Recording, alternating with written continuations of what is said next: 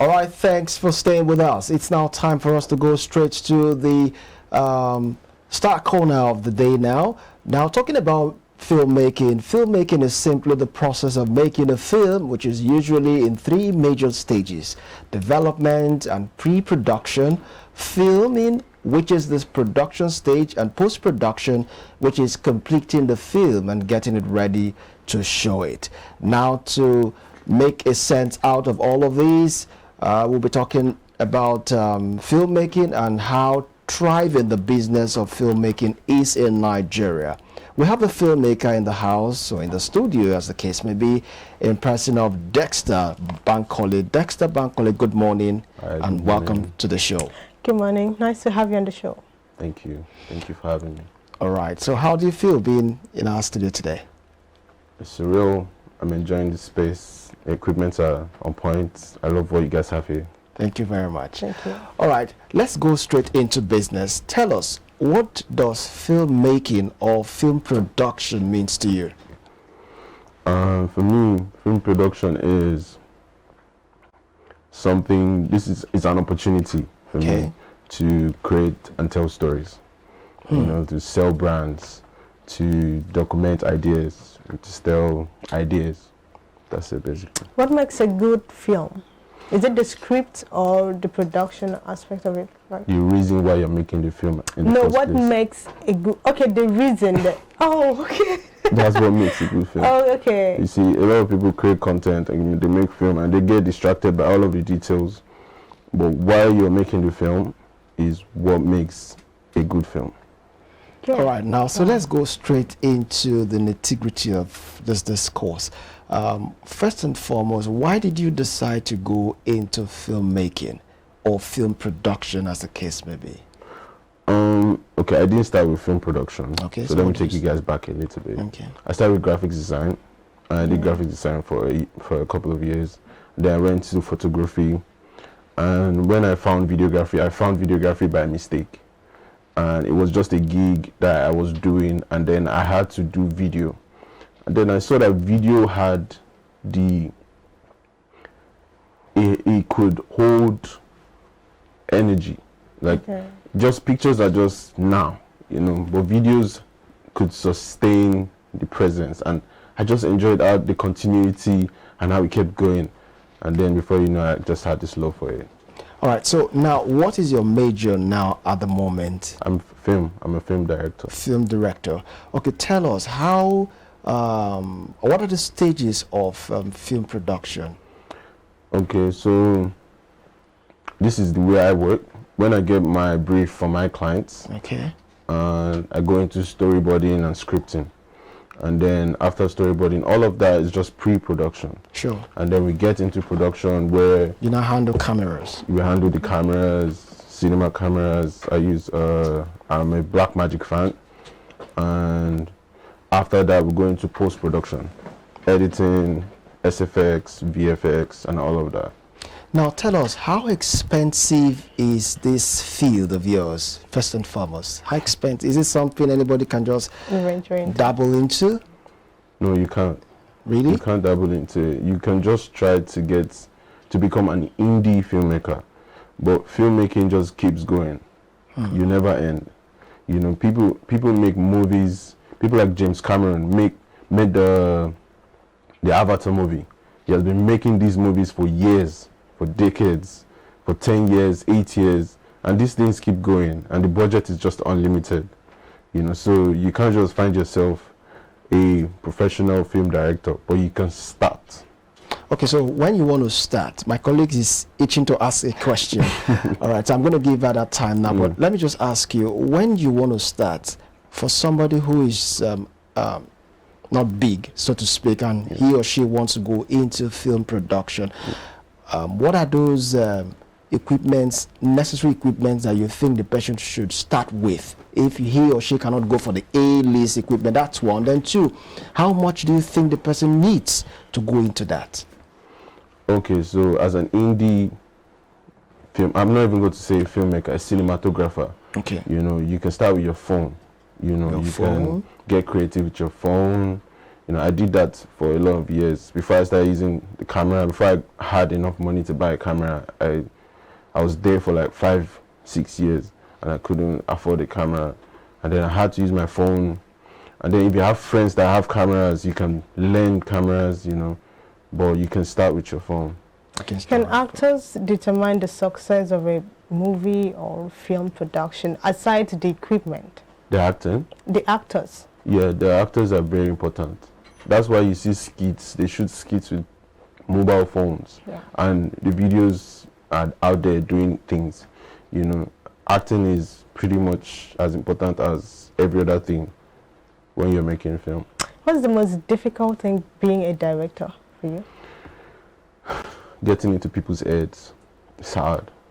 You know, talking to people is simple, but making them understand is just hard. Some people will never understand you. That's why casting from the beginning can affect the movie. That's why most times in bigger projects, they tend to change actors sometimes, and we the fans will just be like, why do they change this cast? Yeah, maybe because we are too fond with a particular cast. Exactly. Okay. But casting is very important, you know. How do you handle the challenges that comes with this directing job? Every day I wake up, I just know that I'm about to get into the work. You know, it's a, no matter how much the budget is, it's still a hustle for me. I've done lesser budgets and I've done higher budgets, and it's the same way I do it. It's just a hustle for me, and I don't like to be told no. If you're on my set and I tell you I need this and you're telling me no, we're going to have an issue, you know. So I'm not someone that takes no for an answer. I'm a go-getter, and there's no matter the issue, I'm always going to get my rounds. You know, that's what I do. Okay, we hear stories like people paying to get a particular role. What can you say about that?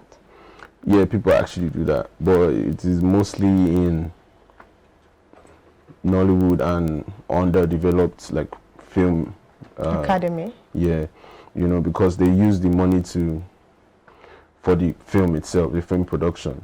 Like when you pay to actually get a movie role, the directors and like the community actually use some of those money to actually sponsor the film.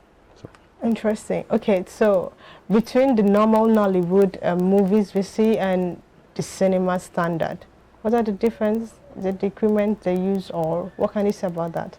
Like most Nollywood movies are just being shot on rock and epic. So, but we have the ones that are cinema standard. So what can you say about that? Is it the actors or the equipment of the directors?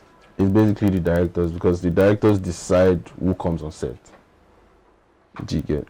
The difference between a lot of these Nigerian movies and Nollywood is the directors.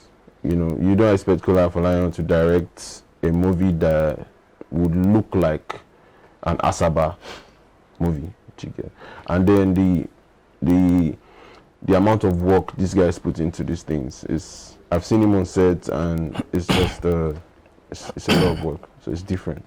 All right, so when you're talking about director determines who they bring on set, what exactly are those things they look into? Is it just the look or the character that person actually carries? What exactly is the feature they're looking for? Okay, so for me, the way I go about casting is I just talk to the person. I just connect with the person first. And then if I ask questions like, what's going on? How are you? What's life? What's going on? And then when they are talking, you just look at them and imagine them in that character. You know if that person will work or not. Really? Yeah. Okay, so, sorry, you're about to say something. What are those difficult challenges you've really encountered getting brief from clients? What are those very tough brief that you've just had to do everything possible to get it, get it done? Okay, some brief are like really hard to accomplish, and it's also good as a director to know what is feasible. Okay. So being able to communicate that back to your client and telling them that this cannot happen. It's not realistic. This is not realistic. You know, there was one time I had a client that told me to bring someone from the air and then have the person land, and the budget was just something else. You know, so it wasn't cut it. It didn't cut it, and then I just had to communicate that back to the client. So being able to know for sure, because when you're trying to communicate that to your client might be like, this is not our guy. But being able to let them know that I'm your guy, but this one cannot work, is a special need as a director, so that you don't lose your jobs. Okay. So how long have you been in the industry? I've been for 9 years now. 9 Yeah, years. I went to a film school studying, so this is all the 9 years. I studied BSc, digital filmmaking and cinematography. And after that, I've been doing like online courses on film and directing, because you never stop learning, you know. So 9 years. How much do you think this industry is worth for those who are watching and who would want to let me give it a try? In the first few years, it's not going to be worth anything. Really? But how do you mean? You will make enough money to cover your expenses as a director. But over time, when you create an image for yourself and you create a brand around your name, you tend to get to do the same level of work for more income. Okay, so if, for example, somebody wants to go into it, how much do you think the person needs? Basically, going into directing is you just need to learn. You don't need money. You just need to go and learn how to be a director. Great.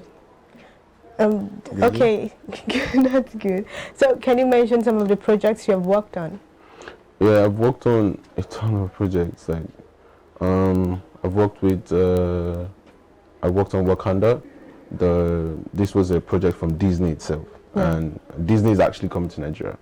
You're not hearing this from me, but creating content for them is just awesome. I've worked for C-Rock, John Walker, done a couple of jobs for companies, Nigerian indigenous brands like Wugo Host, and it's a hosting company, and I've just done a lot of stuff. I can't begin to wrap my head I think that's your work on the screen. Yeah, this is one of my work. Okay, so can you tell us anything about this? Okay, What's it about? This was a job we did for Disney, and it was for the Wakanda premiere in Nigeria, Lagos. Yeah. I had to document that and create a show. We had a show inside of the premiere, which was awesome. We had a lot of celebrities, you know, even the main actors from the show came, you know, so I had to personally engage with some of them and get to ask them their creative process, you know. This is just the trailer for the actual show. Wow. Okay, so what's the This is show beautiful. about in itself? What are you guys trying to promote or pass across to your fans or people who are actually watching you guys? Okay, that's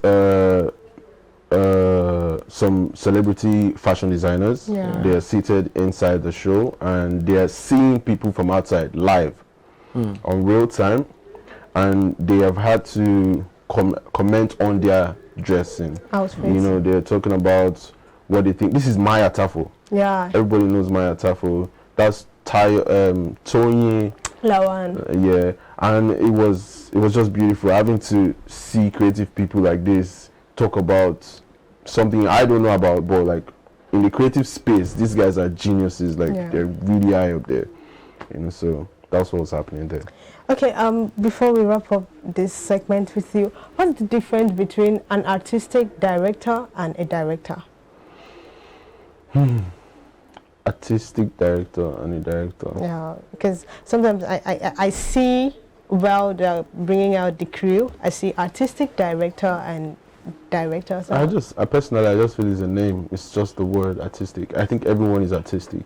Honestly, you can't be artistic with your phone, anything you have, anything you know, you have, the story you're trying to tell. Most importantly, don't get distracted by the details. Focus on the story and focus on the idea you're trying to sell. So I have two questions for you before we wrap up. The first one is, if you're not doing film production, what exactly would you be doing? I'll be doing advertising.